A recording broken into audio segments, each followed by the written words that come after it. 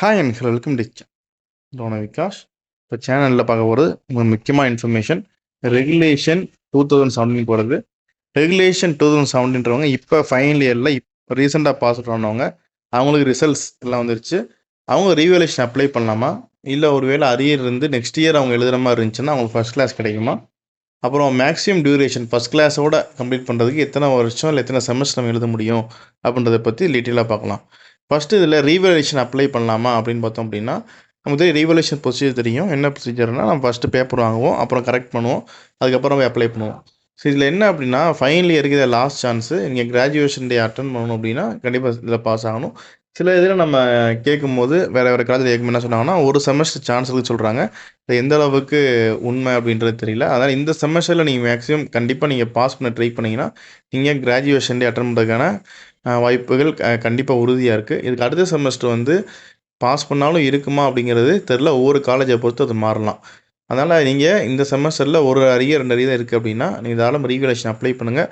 ஒரு முயற்சி எடுத்து பாருங்கள். நீங்கள் எவ்வளோ எழுதிருந்தீங்க அப்படின்னா போட்டு பாருங்கள். ஒரு ஃபைனல் இயர்னால் பாஸ் ஆகிறதுக்கான வாய்ப்புகள் இருக்கலாம். இது வந்து ரீவேலேஷன் அப்ளை பண்ணணும்னு நினைக்கிறவங்க யோசிச்சு பாருங்கள். ஒரு பேப்பர் இருந்தால் தாராளம் அப்ளை பண்ணலாம். நிறைய பேப்பர் இருந்தால் கூட நீங்கள் யோசிங்க பண்ணலாமா என்னம்மான்னு. இது ரீவேலேஷனுக்கு. அடுத்து யாருக்கு ஃபஸ்ட் கிளாஸ் அப்படின்னா, இதில் வந்து ஃபஸ்ட் கிளாஸ்ன்றதை பற்றி இப்போ 1 by 1 பார்க்கலாம். அப்புறம் மேக்ஸிமம் டியூரேஷன் எவ்வளோ வருஷத்துக்குள்ளே கம்ப்ளீட் பண்ணால் ஃபஸ்ட் கிளாஸ் கிடைக்குன்றதை பற்றி நம்ம பார்க்கலாம். ஸோ இப்போ நம்ம பார்க்குறது ரெகுலேஷன் 2017ஓட நம்ம பிடிஎஃப் தான் பார்த்துட்ருக்கோம். இது இப்போ ரீசெண்டாக நேற்று டவுன்லோட் பண்ண யூனிவர்சிட்டி வெப்சைட்லேருந்து டவுன்லோட் பண்ண பிடிஎஃப். அதனால் இப்போ ரீசெண்டாக தான் பார்த்துட்ருக்கோம்.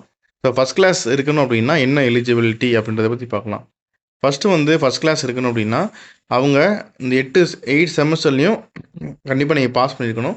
இந்த 8 செமஸ்டர் அப்படிங்கிறது பார்த்தோம்னா நமக்கு வந்து சாண்ட்விச் கோர்ஸ் எல்லாம் நார்மலாக பிஇ படிக்கலாம் 8 வருஷம். சாண்ட்விச் கோர்ஸாக இருந்தாங்க அப்படின்னா அவங்களுக்கு 10 செமஸ்டர் இருக்கும். லேட்டில் என்ட்ரியாக இருந்தாங்க அப்படின்னா அவங்களுக்கு 6 செமஸ்டர். ஆனால் ஃபஸ்ட் செமஸ்டர் படிக்க மாட்டாங்க இல்லையா, அவங்க வந்து ரெகுலராக பிஇ வந்து 8 செமஸ்டர் 4 இயர்ஸ் படிக்கிறவங்க வந்து 6 வருஷத்துக்குள்ளே கிளியர் பண்ணணும். இந்த 6 இயர்ஸ் அப்படிங்கிறது பார்த்தீங்கன்னா 4 இயர்ஸ் வந்து ரெகுலராக படிப்பீங்க, ப்ளஸ் அடிஷனல் 2 இயர் கொடுக்குறாங்க. இந்த 6 வருஷத்துக்குள்ளே நீங்கள் கிளியர் பண்ணீங்க அப்படின்னா உங்களுக்கு ஃபஸ்ட் கிளாஸ் எலிஜிபிலிட்டி ஆயிரும். ஒருவேளை லேட்டர் என்ட்ரி ஸ்டூடெண்ட்ஸாக இருந்தீங்க அப்படின்னா அவங்க 5 வருஷத்துக்குள்ளே கிளியர் பண்ணணும். 5 வருஷங்கிறது என்ன அப்படின்னா அவங்க லேட்டர் என்ட்ரியில் 3 வருஷம் படிப்பாங்க. So 3 + 2 5 year. இந்த 5 இயர்ஸ்க்குள்ளே கிளியர் பண்ணாங்கன்னா அவங்களுக்கும் வந்து ஃபஸ்ட் கிளாஸ் கிடைக்கும். இந்த 6 இயர்ஸுங்கிறது இப்போ கிராஜுவேஷன் டே வந்து இப்போ கிராஜுவேஷன் வந்து 2024 நீங்கள் கோர்ஸ் கம்ப்ளீஷன் முடிக்கிறீங்க அப்படின்னா 2026 வரைக்கும் டைம் இருக்குது. நீங்கள் தாராளமாக 4 செமஸ்டர் உங்களுக்கு இருக்குது. இந்த 4 செமஸ்டருக்குள்ளே அடிஷ்னலுக்கு 4 செமஸ்டருக்குள்ளே கிளியர் பண்ணிங்கன்னா உங்களுக்கு கண்டிப்பாக ஃபஸ்ட் கிளாஸ் தான் வரும், செகண்ட் கிளாஸ் வராது தெரிஞ்சுக்குங்க. இது இல்லாமல் வேறு என்ன கண்டிஷன்ஸ் இருக்குது அப்படின்னா, பிரேக் ஆஃப் ஸ்டடி இதை பற்றி பார்க்க தேவையில்லை, ஏன்னா மேக்ஸிமம் எடுத்துக்க மாட்டீங்க, அதனால் விட்டுருவோம். அப்புறம் வந்து உங்கள் சிஜிபிஏ நீங்கள் வந்து எல்லாமே பாஸ் பண்ணிட்டீங்க, இந்த செமஸ்டரை பாஸ் பண்ணிட்டீங்க, அவங்க சிஜிபிஏ வந்து கண்டிப்பாக 7க்கு மேலே இருக்கணும். 7க்கு கீழே இருந்தால் ஃபஸ்ட் கிளாஸ் வராது. ஸோ 7 அண்ட் எபோவ் இருந்துச்சு அப்படின்னா கண்டிப்பாக நீங்கள் ஃபஸ்ட் கிளாஸில் தான் பாஸ் பண்ணுவீங்க. உங்களுக்கு ஃபஸ்ட் கிளாஸ் தான் டிகிரி சர்டிஃபிகேட்டில் வரும்.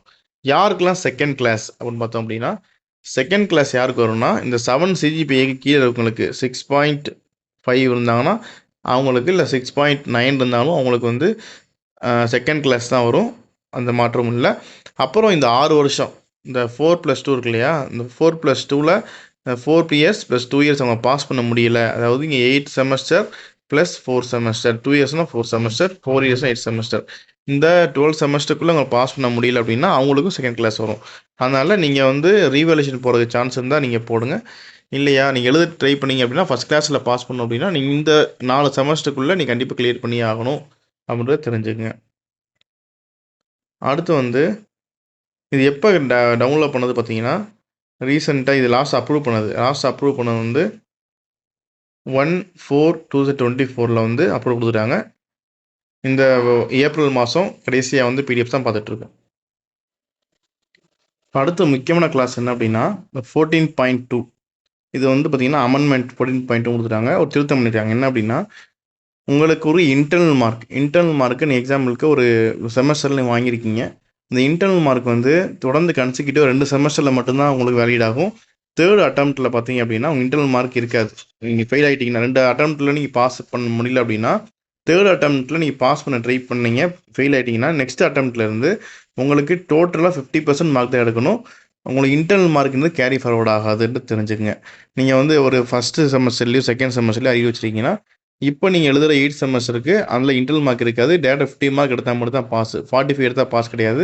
50 மார்க் டேட்டா எடுத்தாகணும். அதான் பாஸ் ஞாபகம் வச்சுங்க. 2 அட்டம்ப்ட் மட்டும் தான் இன்டர்னல் மார்க் இருக்கும். 3rd அட்டம்ப்டில் இருக்காது. ஸோ இது வந்து ஒரு அமெண்ட்மெண்ட் கொடுத்துருக்காங்க. இப்போ நம்ம பார்க்குறது எல்லாமே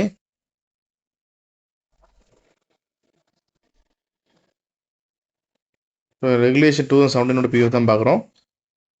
regulation 17 choice by credit system அதோட இதுதான் பார்த்துட்ருக்கோம். ஸோ இதில் இருக்க பிடிஎஃப் பார்த்து நான் சொல்கிறேன். இது ஆத்தரைஸ் தான். இது எந்த சந்தேகம் வேணால் நிறைய பேர் வந்து கமெண்ட்டோட கேட்டிருந்தீங்க நெக்ஸ்ட் செமஸ்டர் எழுதுனால செகண்ட் கிளாஸ் வந்துருமா அப்படின்ட்டு. அப்படிலாம் இல்லை. நீங்கள் அடுத்த 4 செமஸ்டருக்குள்ளே எப்போ கிளியர் பண்ணாலும் கண்டிப்பாக நீங்கள் ஃபஸ்ட் கிளாஸ் தான். 4 பிஇ முடித்து 4 செமஸ்டருக்குள்ளே கிளியர் பண்ண முடியலை அப்படின்னா சாரி 5th செமஸ்டர் எழுதும் போது உங்களுக்கு செகண்ட் கிளாஸ் வரும். ஒரே 4 செமஸ்டருக்குள்ளே கிளியர் பண்ணி உங்களோட சிஜிபிஏ 7க்கு கம்மியாக இருக்குது அப்படின்னா அப்போயும் உங்களுக்கு வந்து செகண்ட் கிளாஸ் வரலாம். சரிங்களா, இவ்வளோ தான் வந்து நீங்கள் தெரிஞ்சுக்க வேண்டியது. வீடியோ பிடிச்சா லைக் பண்ணுங்கள், உங்கள் ஃப்ரெண்ட்ஸ் தேவை நண்பர் ஷேர் பண்ணுங்கள், சேனலை சப்போர்ட் பண்ணுங்கள், சப்ஸ்கிரைப் பண்ணுங்கள். நன்றி.